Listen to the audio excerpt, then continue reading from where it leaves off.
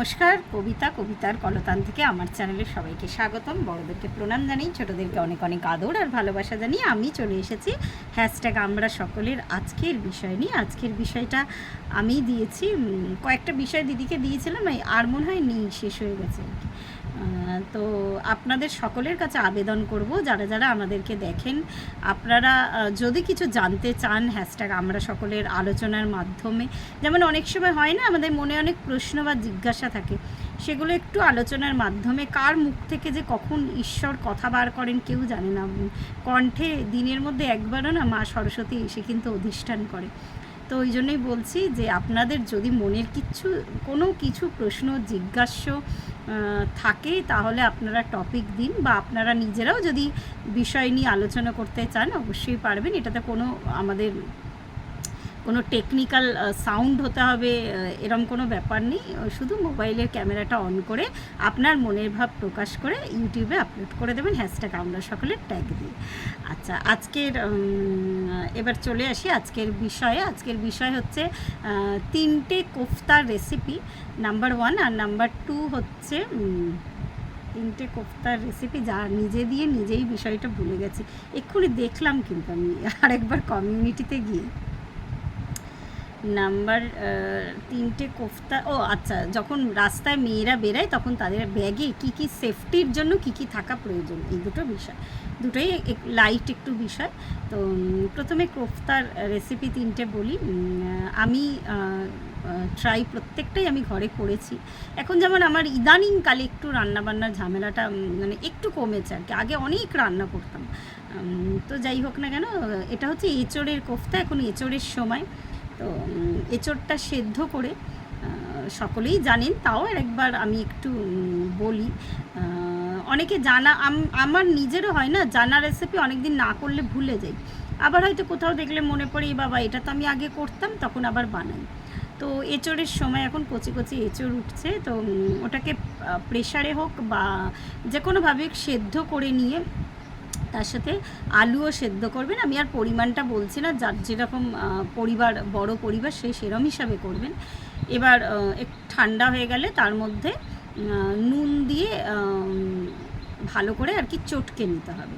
এবার চটকে নেওয়ার পরে ওই কোফতাটার মধ্যে আমি যখন নিরামিষ করি আর কি, তখন ওর মধ্যে আমি কিশমিশ আর কাঁচা লঙ্কার কুচি ওই বলটার মধ্যে, যখন বলটা তৈরি করছেন চটকে নেওয়ার পরে একটু সামান্য হাতে তেল নিয়ে, আচ্ছা শুধু নুন নয়, ওর মধ্যে একটু লঙ্কার গুঁড়ো, বা যে আমি যেমন গোলমরিচের ঝালটা একটু পছন্দ করি আর কি, একটু মিষ্টি, হ্যাঁ, আর যদি মনে করেন যে পেঁয়াজ কুচি রসুন কুচি দেবেন, তো সব কিছু দিয়ে বলটা তৈরি করবেন। তো বলটা তৈরি করার পরে নিরামিষ হলে ওর মধ্যে বলের মধ্যে কিশমিশ আর কাঁচা লঙ্কা, মানে বেশ মিষ্টি আর ঝাল দুটো ফ্লেভারই পাবেন আর কি আপনারা।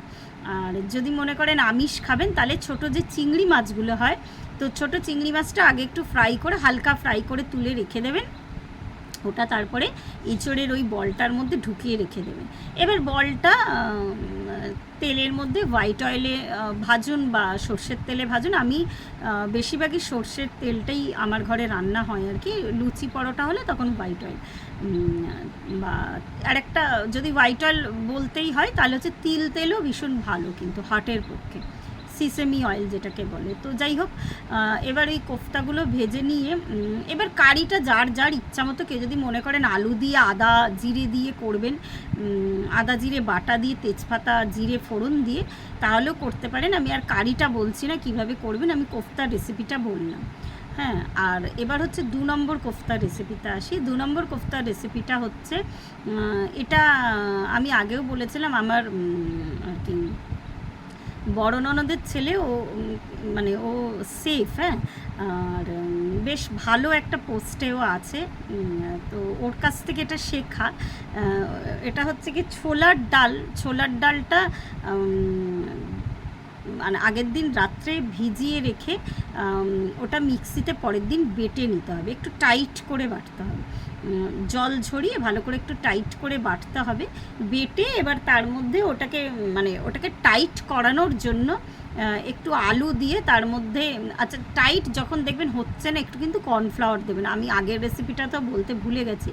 একই প্রসিডিওর, শুধু পেঁয়াজ রসুনটা দেবেন না, ওর মধ্যে নুন মিষ্টি সামান্য হলুদ গুঁড়ো দেবেন এটাতে রঙটার জন্য, দিয়ে এটাকে বল করবেন। আর বলটার মধ্যে যেটা দেবেন সেটা হচ্ছে মাটন কিমা। যদি এইসব খাওয়া দাওয়া আমার এখন বন্ধ করে দিয়েছি, তো ওই মাটন কিমা না আগে থেকে কষিয়ে আলাদা করে রেখে দেবেন, কিমা যেরমভাবে কষায় পেঁয়াজ আদা রসুন লঙ্কা গুঁড়ো দিয়ে। আর ওই বলটার মধ্যে ওই বলের এক একটা বলে ফুটো করেই অল্প করে মাটন কিমা দিয়ে আবার বলটাকে রেডি করে নিয়ে আবার তেলে ফ্রাই করে। আর এটা নিশ্চয়ই আদা জিরে দিয়ে যাবে না, যেহেতু মাটন কিমা আছে।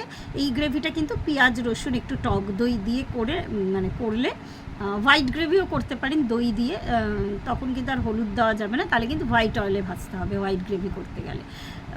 তো এটা 2 নম্বর রেসিপি। আর 3 নম্বরটা আমি জানি একটা কোফতা খুব বিখ্যাত, সেটা সকলেই বলবেন, আমি আর নামটা করছি না, ওটা অন্য কারোর থেকে শোনার অপেক্ষায় রইলাম। আর 3 নম্বরটা হচ্ছে এরকম সেম প্রসিডিওরে মাছেরও করা যেতে পারে, যেটাকে ফিশ বল বলা হয়। অনেক সময় কি হয় না বাড়িতে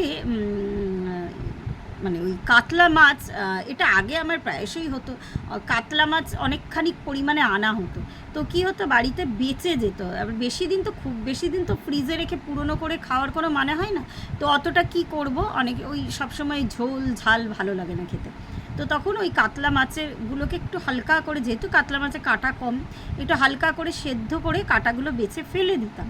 আর তারপরে ঠান্ডা হলে আর কি বেছে ফেলে একটু ভিনিগার দিতাম সেদ্ধের সময়, যাতে না আষ্টে গন্ধটা থাকে।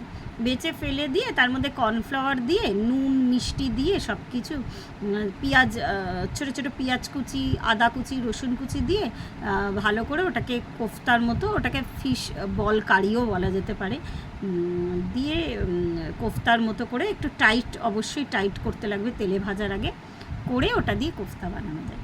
তো এই 3টে রেসিপি বললাম, কেমন লাগলো অবশ্যই জানাবেন। আর আপনারা নতুন নতুন নিশ্চয়ই আরও কোফতা রেসিপি ট্রাই করেন, তো আপনাদের থেকে শোনার অপেক্ষায় রইলাম। আর 2 নম্বর হচ্ছে মেয়েরা যখন রাস্তায় বেরোয় তার ব্যাগের সেফটি কী রাখা যেতে পারে, এটা নিয়ে আগেও আলোচনা হয়েছিল। এগুলো বারবার আলোচনা করার কারণটা হচ্ছে এটাই যে অনেক সময় ওই যে বলি আমরা অনেক কিছু তো আগে ইউজ করতাম, পরবর্তী সময় না সেটা ভুলে যাই আমরা। আর এখন যে চারিদিকের অবস্থা, মেয়ে কেন ছেলেদেরও সেফটি কিছু জিনিসপত্র ক্যারি করার প্রয়োজন, কিন্তু শুধু মেয়েরা নয়। যাই হোক, মেয়েদের ভয়টা যদিও অন্যদিকে অনেকখানি বেশি, ওই জন্যই বলছি ব্যাগে সবসময় একটা ধারালো টাইপের কোনো কিছু, সেটা নেল কাটারও নেল কাটারের যে ধারালো অংশটা বা নেল ফাইলারের যে ধারানো অংশটা বা ছোট্ট নাইফগুলো ভাঁজ করে নেওয়া যেতে পারে, যারা বিশেষ করে রাত বিরেতে ফেরে। আর পিপার স্প্রে তো এখন মলগুলোতেই পাওয়া যায়, তো ওটা অবশ্যই ক্যারি করবেন। আর ক্যারি করতে হবে হচ্ছে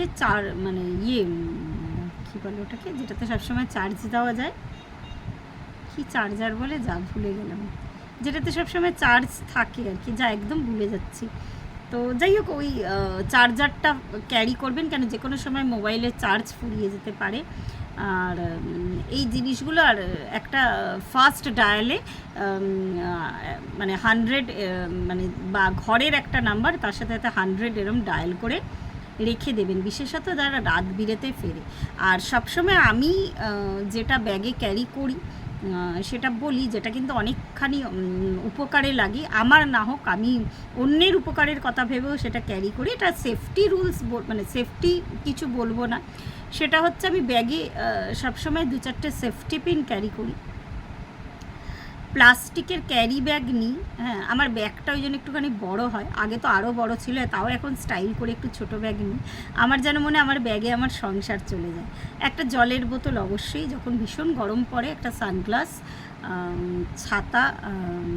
আর ছাতাটার না আমি আবার বলছি বটে, ছাতার ক্ষেত্রে আমার একটু অ্যালার্জি আছে, আমি যেন কেন জানি না ছাতাটা ক্যারি করে নিয়ে যেতে গেলে ভীষণ হাতে ব্যথা হয়। তো যাই হোক, ছাতাটাও অনেক সময় সেফটি রুলস হিসাবে, সেফটি রুলস বলছি, সেফটি আইটেম হিসাবে কিন্তু ভীষণ কাজে লাগে আর কি ছাতাটা। তো ছাতা, সানগ্লাস, হ্যাঁ গ্লুকন ডি, যখন ভীষণ গরম পড়ে লোকের সানস্ট্রোক হয়, ব্যাগে একটা ছোট্ট গ্লুকন ডি রাখা যেতেই পারে আর কি। এইটা আর আমি স্যানিটারি ন্যাপকিন সবসময় ক্যারি করি ব্যাগের মধ্যে। আর পাজামার দড়ি, অনেক সময় হয় কি যে রাস্তায় বেরালে, যদিও এখন ইলাস্ট্রিকের আমরা যে প্যান্টসগুলো ইউজ করি সেটা লেগিংস হোক বা পালাজো হোক, সেগুলো এখন ইলাস্ট্রিক, তাও কোনো কোনো ক্ষেত্রে কিন্তু চুড়িদারের সময় আর ওই পাজামার দড়িটা অনেক কাজে লাগে। আর ওই পাজামার দড়ি ওটা, তো এরকম কয়েকটা জিনিস কিন্তু আমি ব্যাগের মধ্যে সবসময় ক্যারি করি। একটা পেন, একটা নোটবুক তো সবার ব্যাগেই আশা করি থাকে। তো এগুলোই আমার মনে হলো। আর আরেকবার রিমাইন্ড করে দিই, বারবার এগুলো নিয়ে আলোচনা করার এটাই বিষয় যে যারা এখনও পর্যন্ত এইগুলো ক্যারি করেন না তাদেরকে একটুখানি রিমাইন্ডার দেওয়া অবশ্যই এই মেয়েদের আর কি এই জিনিসগুলো কিন্তু ক্যারি করার ভীষণ দরকার।